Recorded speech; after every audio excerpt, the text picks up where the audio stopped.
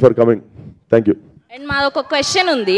So Laila అన్న అమ్మాయి character చేస్తున్నప్పుడు ఇష్టంగా అనిపించిందా, కష్టంగా అనిపించిందా? అంటే heavy makeup, hair and sorry draping and everything.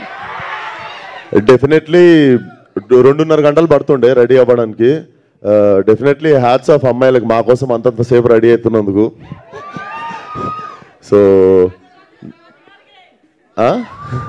So మీరంతా రెడీ అయ్యేది మా కోసమే కాబట్టి డెఫినెట్లీ మేము డబల్ థ్యాంక్ యూ చెప్పాలి మీ అందరికీ.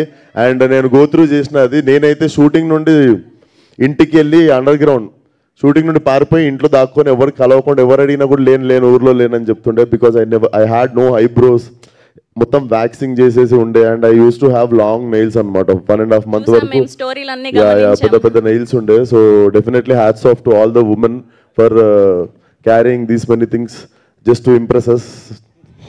So thank you so much. And అలా వదిలేస్తే బాగోదు కదా. విశ్వక్ గారు వచ్చారంటే ఒక స్టెప్ వేయాల్సిందే. అలా ఎలా వదిలేస్తాం చెప్పండి? మాకు హుక్ స్టెప్ నేర్పిస్తే వాళ్ళు కూడా పాడు సికింద్రాబాద్ చిల్కలు కోసి చీరలు కట్టి పంపిస్తా ఒక్కొక్కటి. కాదు ప్రేక్షకులు మీ నుంచి ఒక హుక్ స్టెప్ కోరుకుంటున్నారు. అవును, లిరికల్ వీడియో కదా, దాంట్లో లేదు, మ్యూజిక్ పెట్టండి, ఒక స్టెప్ వేస్తాం, అందరూ వచ్చేది. Very easy.